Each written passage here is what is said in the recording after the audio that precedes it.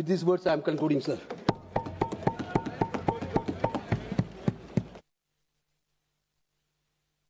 माननीय गृह मंत्री जी,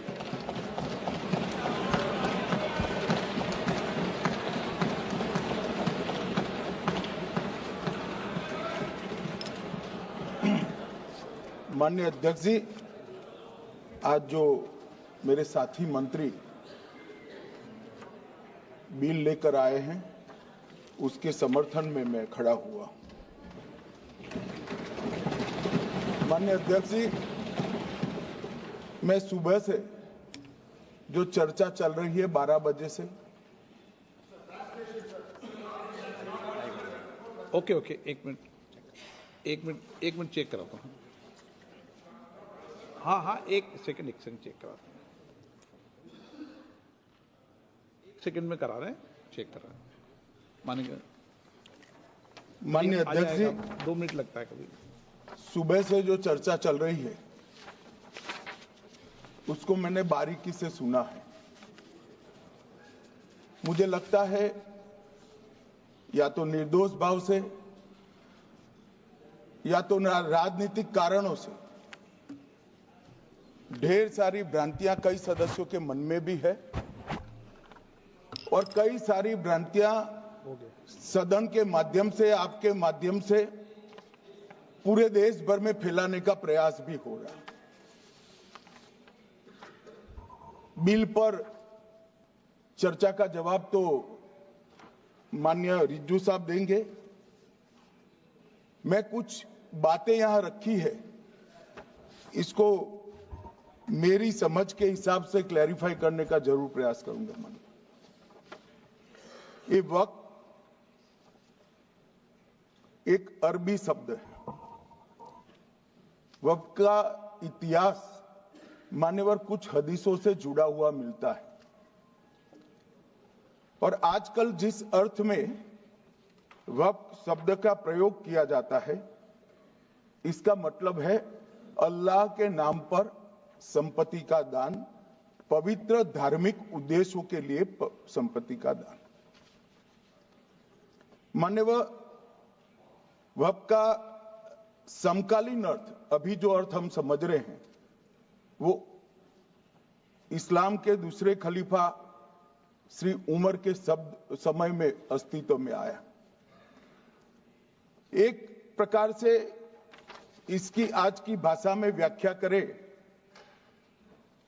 तो वक्फ एक प्रकार का चैरिटेबल एंडोनमेंट है और जहां एक व्यक्ति संपत्ति, भूमि या मूल्यवान संपत्ति धार्मिक या सामाजिक भलाई के लिए दान करता है, बिना उसको वापस लेने के उद्देश्य से, वहां वक्फ की रचना करती। इसमें दान देता है, वो शब्द का बड़ा महत्व है।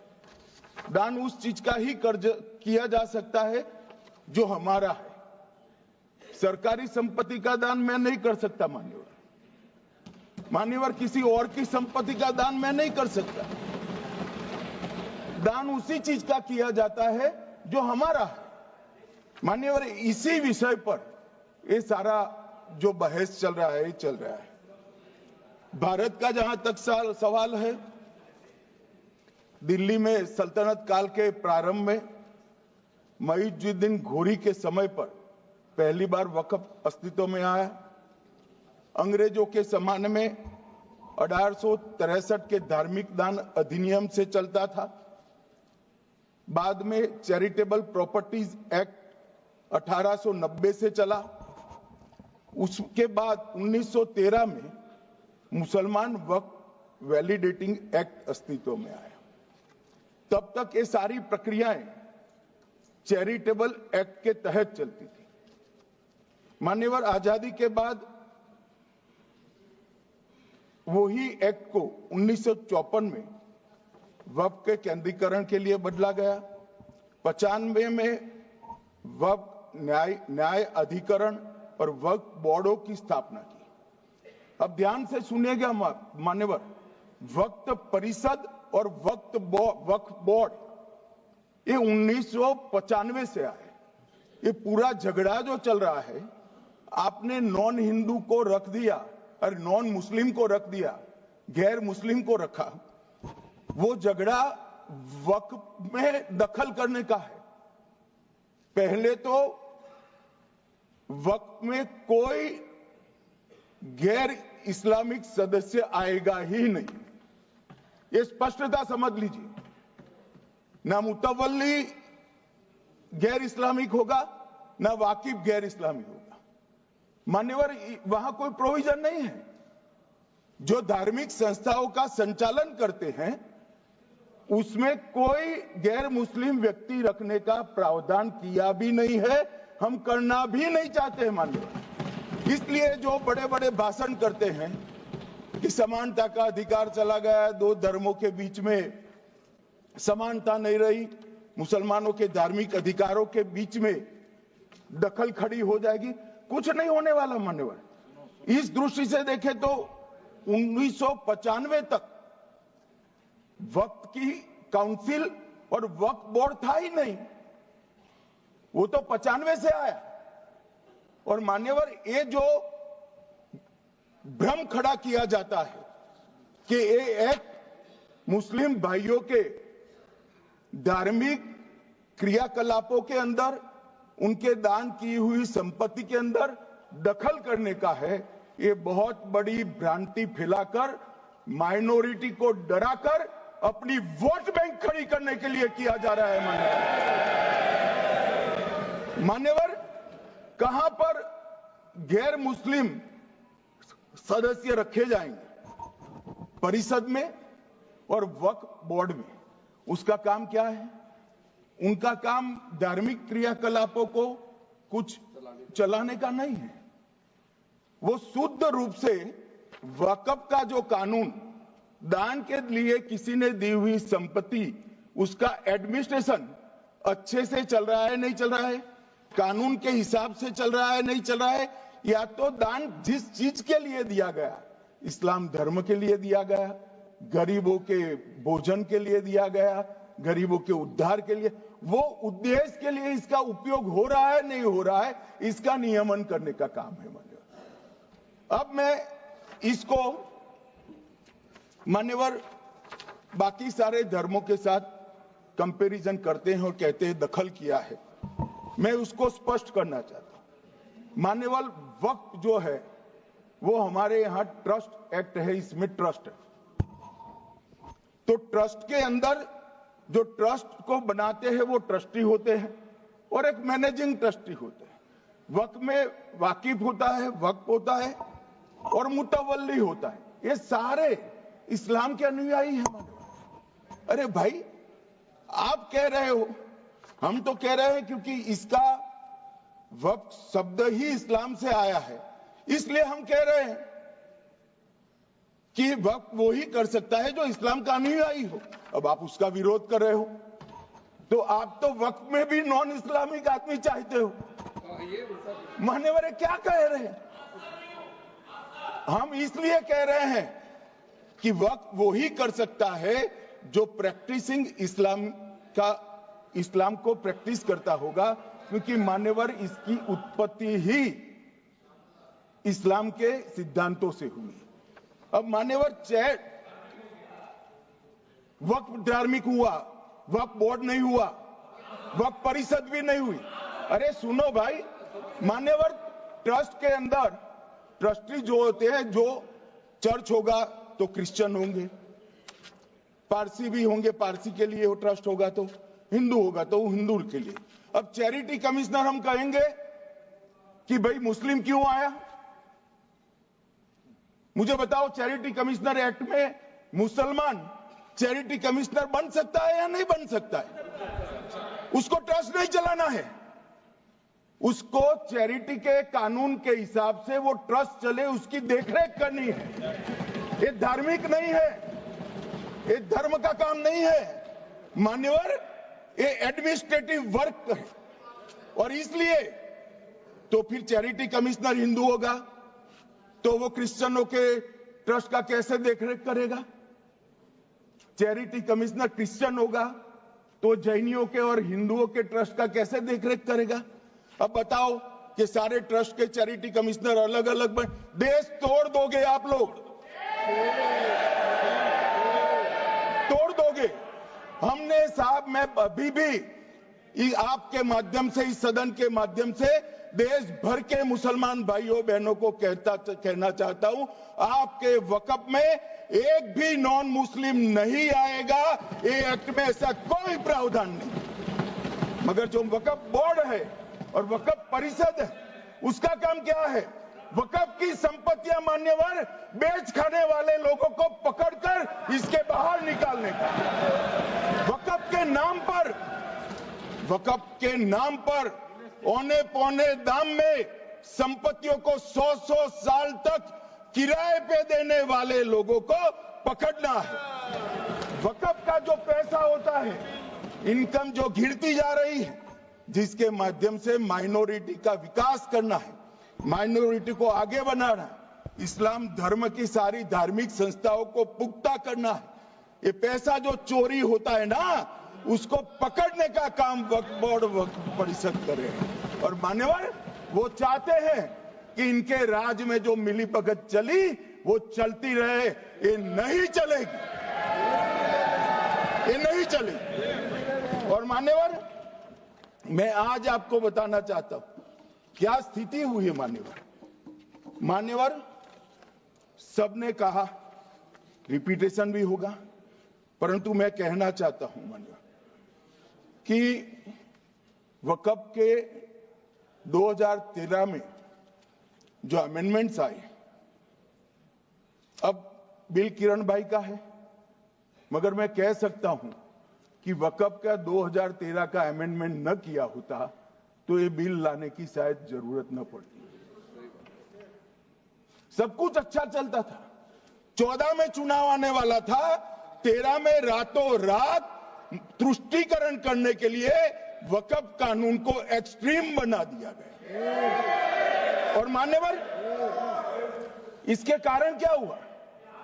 इसके कारण दिल्ली लुटियन की 123 वीवीआईपी संपत्ति कांग्रेस सरकार ने जब चुनाव मुहाने पर थे, 25 दिन दूर था, वक्फ को देने का काम कर दिया।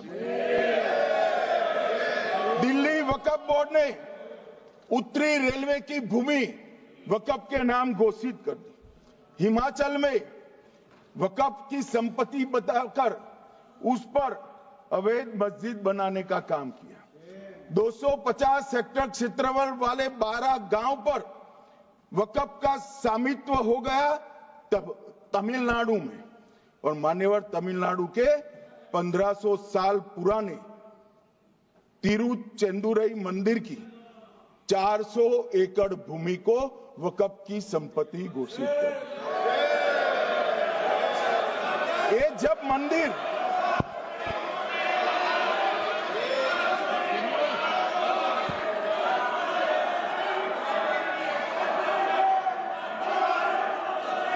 आपको मौका मिले जब अपनी बात कह देना, प्लीज बैठिए।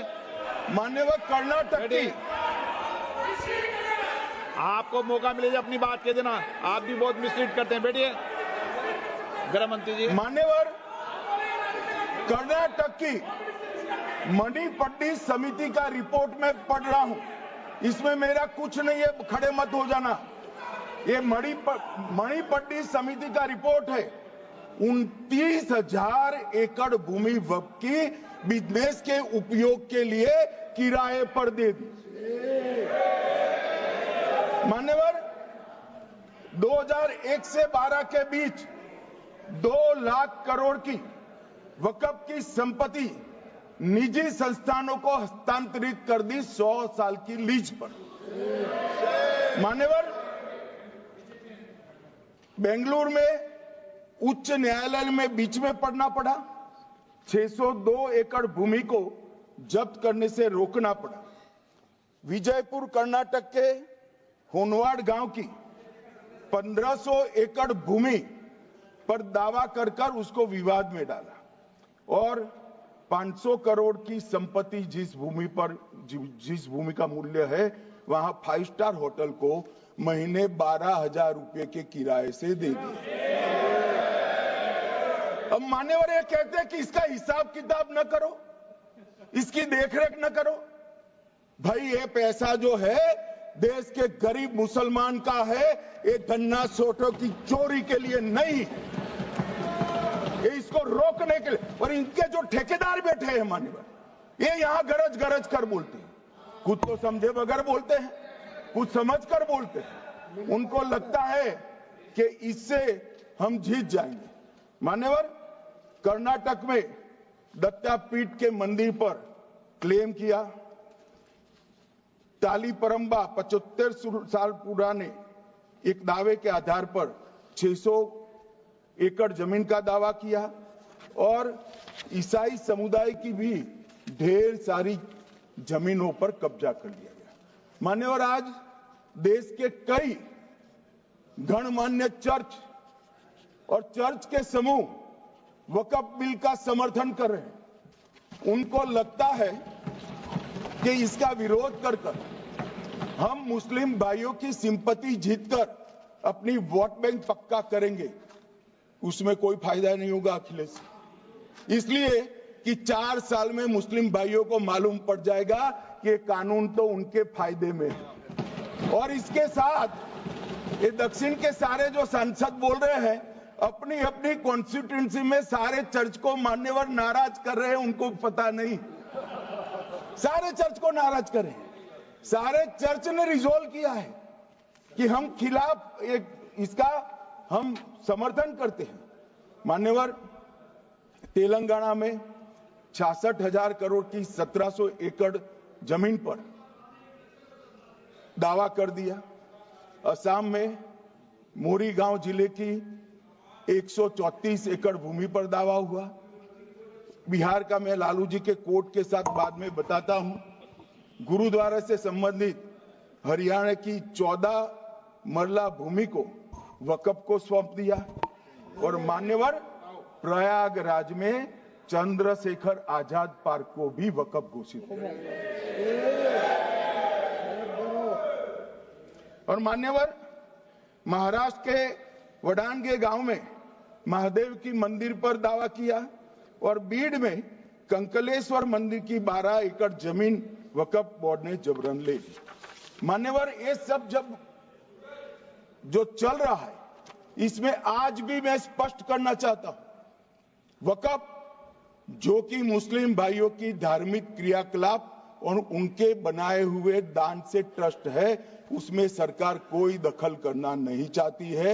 मुतवल्ली भी उनका होगा, वाकिफ भी उनका होगा, वक्फ भी उनका होगा। परंतु वक्फ की संपत्ति, इसका रख रखाव ठीक से हो रहा है नहीं। वक्फ का संचालन कानून के हिसाब से हो रहा है, निजी उपयोग के हिसाब से।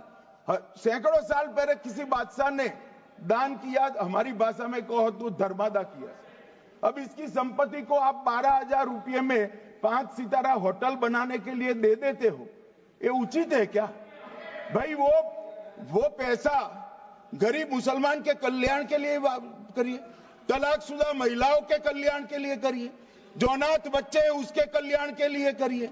मानिए, ये करने की जगह बेरोजगार मुसलमान युवाओं के लिए स्किलिंग का काम करिए।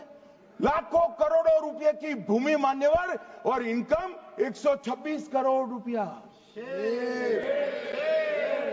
रेलवे की जितनी जमीन है, जिसमें हजारों करोड़ लाखों करोड़ का रेलवे का कारोबार चलता है, इतनी भूमि वक्फ के पास है और इनकम 126 करोड़ रुपए। मान्यवर कहते हैं कि इनकम का क्या उद्देश्य है?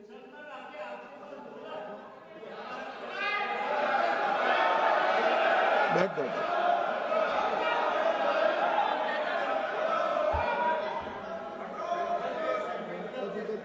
मान्यवर, मैं दादा की टेंशन समझ रहा हूं, ये बंगाल के मुसलमान भी सुन रहे हैं, तो उनको टेंशन होना स्वाभाविक है। मान्यवर, लालू प्रसाद जी, आज आरजेडी के सारे सदस्य बोले, जब 2013 का अमेंडमेंट आया, मैं लालू जी का तो पूरा पढ़ना चाहता हूं, बाकी सदस्यों का सिर्फ टोकन पढ़ूंगा। लालू जी ने क्या कहा? मैडम, सरकार जो यह संशोधन विधेयक पेश किया है, सरकार की पहल का हम स्वागत करते हैं। शाहनवाज हुसैन जी और अन्य माननीय सदस्यों ने अपनी बातों को यहां रखा, मैं उसका समर्थन करता हूं। आप देखिए, सारी जमीनें हड़प ली गई है, चाहे सरकारी हो या गैर सरकारी। वक्फ बोर्ड में जो काम करने वाले लोग हैं, उनके द्वारा सारी प्राइम लैंड को बेच दिया गया है। पटना में ही डाक बंगले की जितनी प्रॉपर्टी थी, सब पर अपार्टमेंट बन गए। इस तरह की काफी लूट खसोट हुई है। हम संशोधन विधेयक तो आपको अंत में लाए हैं, समर्थन करते हैं, लेकिन मैं चाहता हूं कि भविष्य में आप कड़ा कानून लाइए और ये जो चोरी करने वाले लोग हो, उनको जेल की सलाखों के पीछे। अब साहब, लालू प्रसाद की इच्छा इन्होंने तो पूरी नहीं की, नरेंद्र मोदी जी ने पूरी कर दी। ये लालू जी ने कहा था, एक कड़ा कानून लाइए। मान्यवर शरीफुद्दीन शरीफ, उन्होंने कहा, मंत्री जी समझते हैं कि शायद इससे मुसलमानों का वोट मिल जाएगा, लिहाजा मुसलमान लोगों ने भी खुद ही तबाही मचाई है, इसलिए मैं गुजारिश करूंगा कि इसके लिए आप सख्त कानून बनाइए, उनके हाथों में हथकड़ियां पहनाइए और जो उनके कब्जे किए हैं वो जमीनों बेचकर गरीब और तलाकशुदा मुस्लिम बहनों का कल्याण करिए। इसके बाद श्री हमीदुल्लाह सैयद लक्षद्वीप से थे, उनका भी इसी टोन का भाषण है। और मान्यवर, मैं आज की बात नहीं कर रहा हूं, 2013 का जो बिल कांग्रेस पार्टी लेकर आई, इसके विरोध में इनके समर्थकों ने जो कहा था, मान्यवर ये है। और क्या होगा भाई इससे? पारदर्शी ऑडिट होगी, आज ऑडिट ही नहीं हो रही। रिपोर्ट ऑनलाइन जमा करने की सिस्टम नहीं है, वो होगी।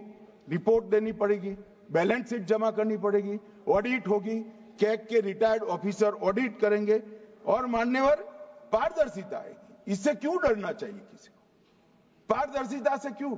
और वक्फ बोर्ड और वक्फ परिषद, इसका कोई ऑर्डर हम ऐसा नहीं लिख रहे हैं कि कोर्ट में नहीं जा सकते। आपने तो कर दिया था कि एक ऑर्डर को कोई कोर्ट में चैलेंज ही नहीं कर सकता। पूरा संविधान वहां समाप्त कर दिया मान्यवर। और मान्यवर, हम तो इसको कहते हैं कि कोई भी चैलेंज कर सकता है कायदे की अदालत में। इस देश में संविधान का राज है, ग्रीवेंसेस जिसका भी हो कोर्ट में जा सकता है। 2013 में जिसकी भूमि हड़पी, इसके ग्रीवेंसेस को भी कोर्ट के फोरम से बाहर करने का पाप एक कांग्रेस पार्टी ने किया। मान्यवर, एक अफवाह और फैला रहे, रिट्रोस्पेक्टिव इफेक्ट से आ रहा है। मैं स्पष्ट कर देना चाहता हूं, इस सदन में बोलने के वक्त जिम्मेदारी के साथ बोलना चाहिए। अगर ये कानून का पहला पेज और तीसरी तक धाराएं भी पड़ी होती तो इसमें स्पष्ट लिखा है, ये कानून का अमल जिस दिन पारित होने के बाद भारत सरकार नोटिफिकेशन बाहर निकालेगी, उस दिन के बाद होगा। मतलब रिट्रोस्पेक्टिव इफेक्ट नहीं है, मगर मुस्लिम भाइयों को डराया जा रहा है कि रिट्रोस्पेक्टिव इफेक्ट से आएगा। मान्यवर, ये कह रहे कलेक्टर क्यों रखा है? मुझे एक बात बताओ भाई, जो बता सकते हैं। अगर किसी मंदिर के लिए जमीन खरीदनी है तो जमीन की मालिकी किसकी है वो हमारे देश में कौन तय करता है? सबको मालूम है, कलेक्टर करता है सर, रेवेन्यू ऑफिसर वही है। तो अगर वक्फ की भूमि जो वक्फ कर रहा है उसकी है या नहीं है, इसकी जांच कलेक्टर करे तो इसमें आपत्ति क्या है? वक्फ तो दान है भाई, और दान अपनी संपत्ति का किया जा सकता है, किसी और की संपत्ति का नहीं किया जा सकता। गांव में कोई बेचारा अमेरिका गया है 4 महीने पढ़ने के लिए, घूमने के लिए, आता है तो कि वक्फ घोषित हो गया। कोई कारोबार करने के लिए दिल्ली आया, आता है तो कि वक्फ घोषित हो गया। अरे ऐसे नहीं होता भाई, कलेक्टर को पूछना पड़ेगा सरकारी संपत्ति है या नहीं है, इसकी जांच करनी चाहिए या नहीं करनी चाहिए। ढेर सारे मंदिर बनते हैं, बने भी है, बनेंगे भी। ढेर सारे चर्च बने हैं, गुरुद्वारे बने हैं, सरकारी संपत्ति पर बन सकते हैं क्या? नहीं बन सकते मान्यवर। जहां वक्फ की घोषणा होती है वो भूमि सरकारी है या नहीं है वो सत्यापित करना ही चाहिए और कलेक्टर के अलावे इसको कोई सत्यापित नहीं। मान्यवर, इन्होंने मैंने पहले भी बताया मान्यवर, कोर्ट को भी रास्ते से निकाल दिया। मैं बाद में बात करता हूं मान्यवर, ये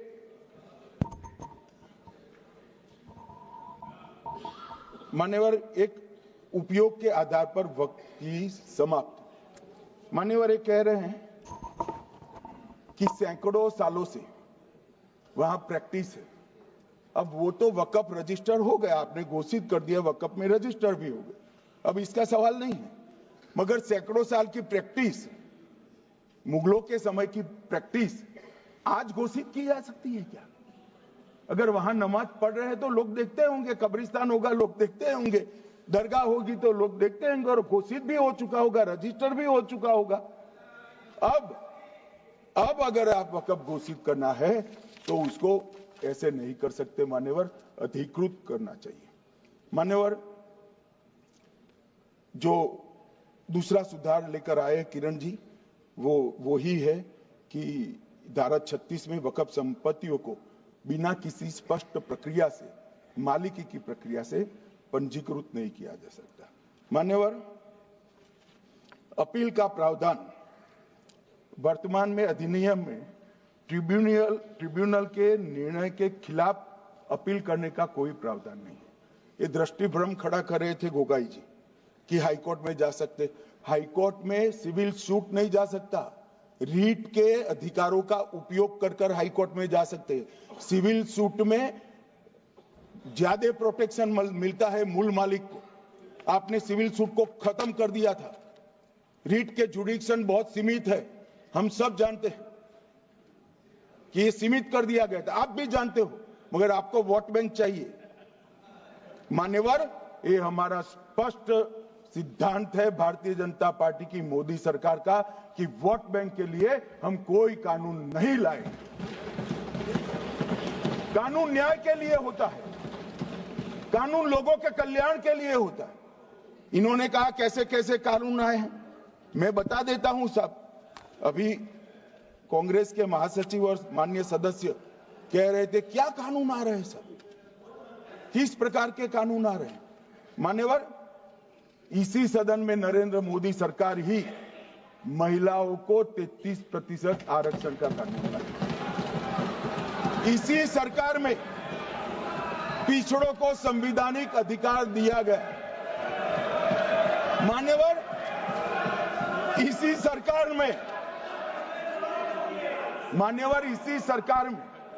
बजट जो आए, इसमें गरीबों को गैस, शौचालय, पानी, 5 लाख तक का बीमा, 5 किलो अनाज, बिजली और घर दिए गए। मान्यवर, और कन्वर्जन कानून की बात करते थे और हंसते हंसते कहते थे कर्नाटक सरकार कन्वर्जन कानून लेकर आई है। सबसे पहला कन्वर्जन कानून उड़ीसा और मध्य प्रदेश में कांग्रेस सरकार लेकर आई, मगर उस वक्त कांग्रेस सरकार तुष्टीकरण की नीति पर नहीं चलती थी, महात्मा गांधी के सिद्धांतों पर चलती थी। मध्य प्रदेश और उड़ीसा में सबसे पहला कन्वर्जन के खिलाफ कानून कोई लाए तो कांग्रेस पार्टी लाई, और मुझे गर्व है मेरी पार्टी की सरकारें कन्वर्जन पर कानून लाती है। मान्यवर, सबको अपना धर्म का अनुसरण करने का अधिकार है, कोई शौक से करे, मगर लोभ, लालच, भय, इससे धर्म परिवर्तन नहीं कराया जा सकता। किसी गरीब के पास खाना नहीं है, खाना देकर उसका धर्म बदला दोगे? कोई थोड़ा कम पढ़ा लिखा व्यक्ति है, उसका धर्म बदला दोगे? ऐसे नहीं होगा मान्यवर। और आपने भी किए हैं कानून, आप नए नए आए हो, आपको मालूम नहीं है मान्यवर, इनको मालूम नहीं, अभी अभी आए हैं 5 साल से। ये कांग्रेस पार्टी ने कानून किए थे मान्यवर। अपील का प्रावधान भी हमने आगे बढ़ाया, और गैर मुसलमानों के द्वारा दान की गई संपत्तियों पर, गैर मुसलमानों की दान की संपत्तियों पर वक्फ अधिनियम को हमने लगने से मना कर दिया। माननीय उनके लिए चैरिटी कमिश्नर का कायदा है। ये प्रैक्टिसिंग इस्लाम, जो इस्लाम की प्रैक्टिस करते हैं, इसीलिए मान्यवर हमने ओवरराइडिंग इफेक्ट को भी समाप्त कर दिया। मान्यवर ये ट्रस्ट का नियमन करने का जो कानून होता है, जैसे चैरिटी कमिश्नर के कानून में कोई ओवरराइडिंग इफेक्ट नहीं है। जहां क्लासेस आते हैं वहां ओवरराइडिंग इफेक्ट होती है। यहां ओवरराइडिंग इफेक्ट इसलिए दिएगी कि आप जिसकी संपत्ति हड़पी जाएगी उसको कोर्ट से जाने से रोकना चाहते थे, इसलिए ओवरराइडिंग इफेक्ट जो हमने मान्यवर निकाल दिया है। मान्यवर एक ऐसी चर्चा लेकर आए कि चर्चा नहीं, मैं आपको बताना चाहता हूं 2013 में जो अमेंडमेंट बिल आया, जिसके कारण ये बिल लाना पड़ा, वो बिल में कुल मिलाकर 5.4 घंटे चर्चा हुई थी, 5.5 घंटे दोनों सदन मिलाकर। और इस बिल में दोनों सदन मिलाकर 16 घंटे चर्चा हो रही है मान्यवर, 16 घंटे। इसके अलावा हमने डिमांड किया समिति बनाओ, समिति भी बनाई, 38 मीटिंगें हुई, 113 घंटे चर्चा हुई, 284 हितधारक बनाए गए। वक्फ बोर्डों की संख्या जो उपस्थित वक्फ बोर्ड भी हुए राज्यों के 25 हुए, राज्य सरकार के प्रतिनिधि 15 राज्य सरकारों के आए, सांसद 8 हुए, विधायक विधान परिषद 7 हुए और अध्ययन दौरे 3 किए गए और अल्पसंख्यक आयोगों को भी 5 बुलाया गया। ये सबसे 92.68 लाख करीब 1 करोड़ सुझाव देश भर से ऑनलाइन आए। इसकी मीमांसा कर ये कानून बना है। आप ऐसे इसको खारिज नहीं कर सकते हो पूरी प्रक्रिया को। आप जो कर रहे हैं 5.5 घंटे की प्रक्रिया, ये बहुत लोकतांत्रिक प्रक्रिया है और हम 16 घंटे चर्चा करते हैं कि चर्चा आपके अनुरूप चर्चा नहीं हो सकती। ये सदन में हर सदस्य बोलने के लिए स्वतंत्र है, कोई परिवार की यहां चलती नहीं है। ये तो जनता के नुमाइंदे हैं, किसी की कृपा से नहीं आए हैं। मान्यवर वो जो दिल में है, जो जनता की आवाज है, वो रखेंगे। मान्यवर एक सदस्य द्वारा कहा गया कि ये मिसलीडिंग है कि पुराने कानून में 2013 के जो अमेंडमेंट्स थे उसमें अपील का प्रोविजन था। अब मैं कहना चाहता हूं 83(9) उसमें अधिकरण द्वारा किए गए किसी भी विनिश्चय का आदेश विरुद्ध, चाहे वो अंतरिम हो या फाइनल, इस पर अपील नहीं हो सकती। इसका मतलब अपील का प्रोविजन आपने रखा ही नहीं था।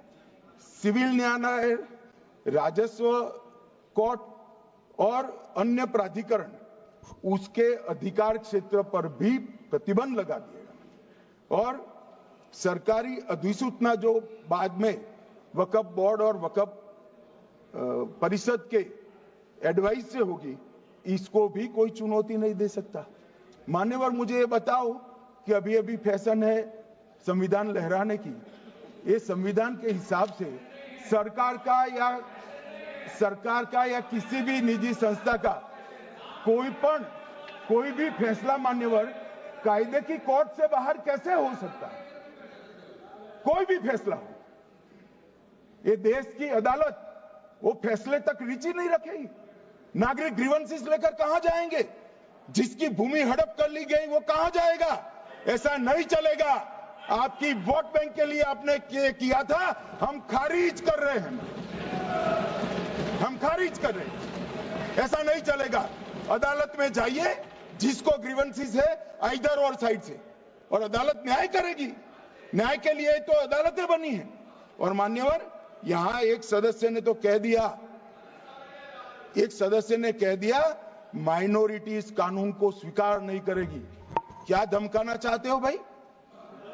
संसद का कानून है, सबको स्वीकार करना पड़ेगा। स्वीकार नहीं करेंगे मतलब क्या है? कैसे बोल सकते हैं कोई हम कानून को स्वीकार नहीं करेंगे? ये कानून भारत सरकार का है, हर एक पर बंधन करता होगा और इसको स्वीकार करना पड़ेगा। मान्यवर, ये हमने तो खैर वक्फ को छेड़खानी नहीं की, वक्फ बोर्ड और वक्फ परिषद के अंदर बदलाव किया है, मगर वक्फ के लिए भी क्या क्या जजमेंट आए। सैयद फजल पुकोया थंगल बनाम भारत संघ 10/11/28 को केरल उच्च न्यायालय ने उन्होंने कहा वक्फ बोर्ड एक स्टैट्यूटरी बॉडी है, यह मुस्लिम समुदाय का प्रतिनिधि निकाय नहीं है। इसका फंक्शनिंग मान्यवर एडमिनिस्ट्रेटिव है। धार्मिक क्रियाकलापों को तो वक्फ ने करना है, चाहे कब्रिस्तान हो, चाहे दरगाह हो, चाहे मस्जिद हो, चाहे चैरिटी का काम, वो वक्फ बोर्ड को नहीं करना है भाई। ये केरल हाईकोर्ट ने किया, इलाहाबाद हाईकोर्ट ने भी, उसने तो मुतवल्ली तक भी कहा है, मगर हम मुतवल्ली तो जो धर्म का है वही रखेंगे।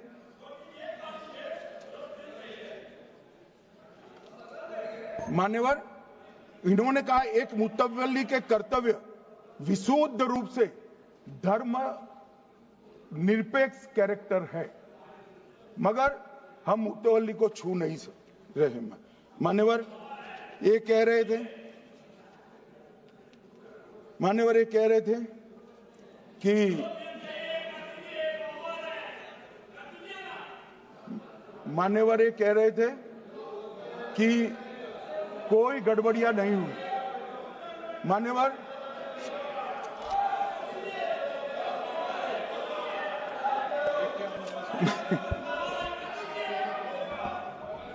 मान्यवर 2013 में अन्यायी कानून आया। भाई करने थोड़ा शांत हो जाइए, ये 26 के कारण डरे हुए हैं और कुछ कारण नहीं। चुनाव जो है ना अक्टूबर में, 25 में जो चुनाव है इसके कारण डरे। मान्यवर भाई बैठ जाओ।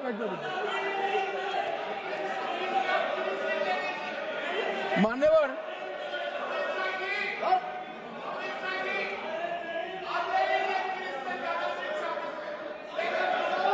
बैठ जाओ। बंगाल में आकर कहूंगा ये राजनीतिक हिसाब किताब का अखाड़ा नहीं है, छाती पर ठोक कर कहूंगा ज्यादा सिखाएंगे।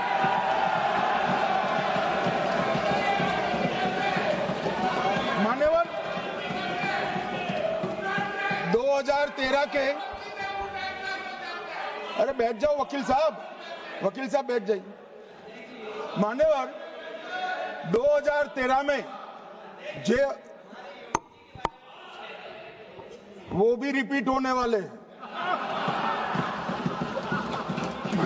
मान्यवर 2013 में बैठ जाओ। मान्यवर 1913 से लेकर 2013 तक 1913 से 2013 तक वक्फ बोर्ड का कुल एकड़ में भूमि सब वक्फ का मिलाकर 18 लाख एकड़ था। मेरी विनंती है सभी सदस्य इसको ध्यान से सुनिए। 1913 से 2013 तक 18 लाख एकड़ और 13 से 25 तक एक कानून बनने का परिणाम क्या आया, और नई 21 लाख एकड़ भूमि बढ़ गई। अब मान्यवर 39 लाख एकड़ जो भूमि है उसमें 21 लाख एकड़ 13 के बाद। अब ये कह रहे हैं कि इसका दुरुपयोग नहीं हो रहा है मान्यवर। और लीज पर दी गई संपत्तियां 20,000 थी और 25 में रिकॉर्ड के हिसाब से, हो सकता है गलत भी हो सकता है, रिकॉर्ड्स के हिसाब से शून्य हो गई। तो मान्यवर संपत्तियां कहां गई? मान्यवर बेच दी गई। किसकी संपत्ति से, किसकी परमिशन से बेचा?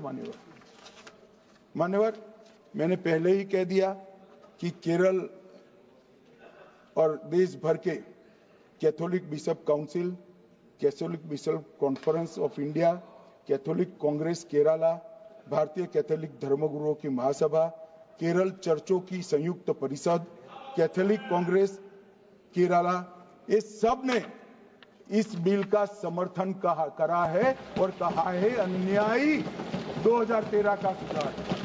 हम अकेले नहीं कह रहे मान्यवर। और मान्यवर, इसी एक्ट में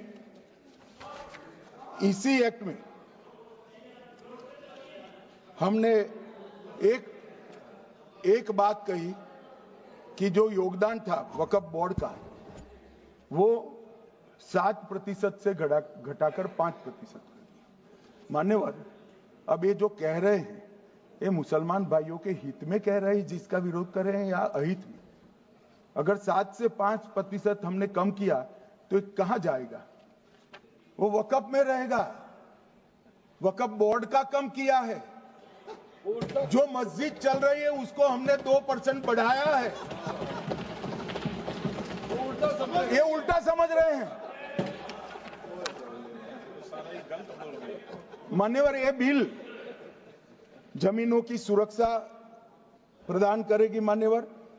किसी की जमीन अब घोषणा मात्र से वक्फ नहीं बनेगी, उसको प्रोटेक्शन मान्यवर।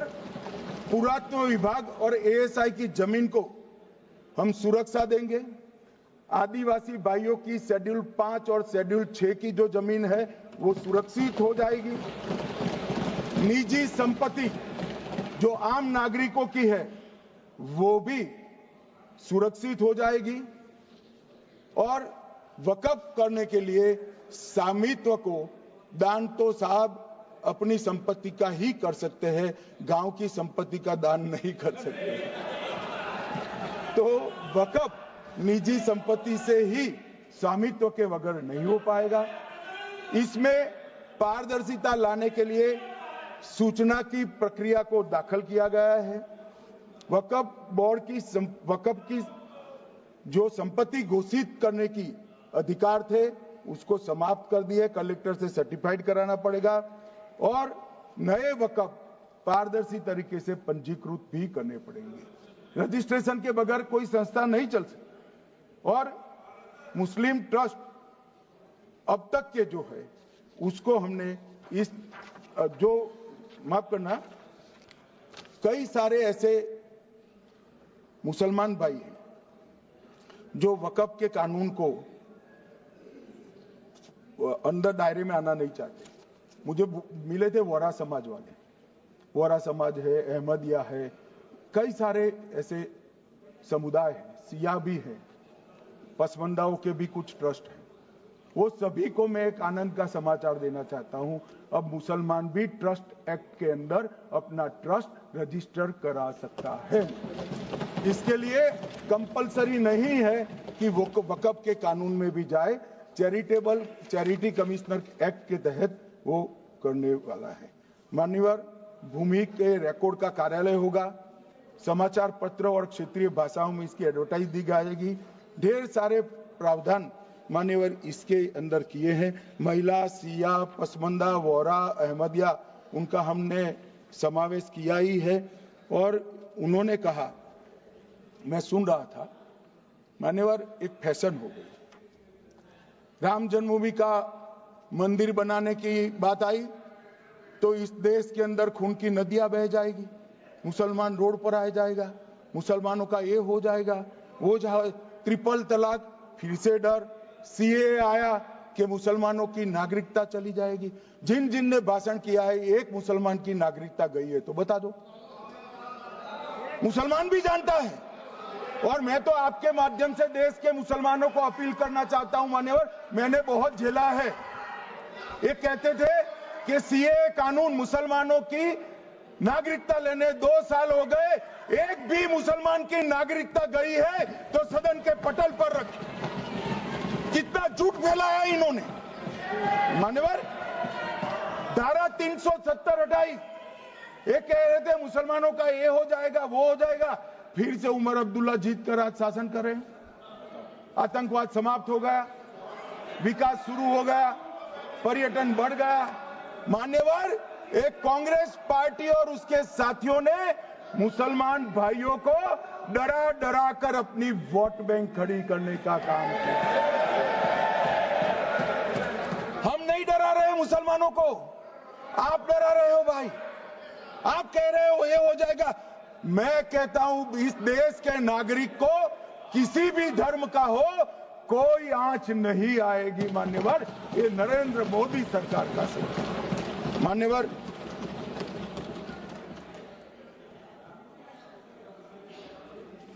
इनको मान्यवर ना पिछड़ों की चिंता है ना मुसलमानों की। ये सालों से जातिवाद और तुष्टीकरण इसके आधार पर काम करते हुए आए हैं और जातिवाद और तुष्टीकरण की राजनीति कर कर अपने परिवार की पॉलिटिक्स को आगे बढ़ाए हैं। मगर 2014 से मान्यवर जातिवाद, तुष्टीकरण और परिवारवाद को एक साथ नरेंद्र मोदी ने समाप्त कर कर विकास की राजनीति इस देश में प्रस्तावित की। पॉलिटिक्स ऑफ परफॉर्मेंस, परफॉर्म करिए और चुनकर आइए। 3 टर्म मोदी जी को चुना है और 3 टर्म भारतीय जनता पार्टी की सरकार रहने वाली है। मेरी बात ठीक कर मान्यवर, अंत में मैं किरण जी को बहुत बहुत बधाई देना चाहता हूं कि बहुत अभ्यास कर सारे दूषणों को निकालकर वक्फ कानून को शुद्ध, पारदर्शी और उद्देश्यों को समर्पित बनाने का काम रिज्जू साहब लेकर आए हैं। मैं इसका समर्थन करता हूं। ईटी मोहम्मद बशीर, आप कुछ बोलना चाहते थे? छोड़िए, गृह मंत्री जी ने विषय रख दिया। मेरा नाम सर माननीय वेणुगोपाल जी ने लिया था और सर मैंने बड़ा स्पष्टता से सर कह दिया था। ईटी मोहम्मद बशीर बाद में कर। ईटी मोहम्मद बशीर छोड़िए। ईटी मोहम्मद बशीर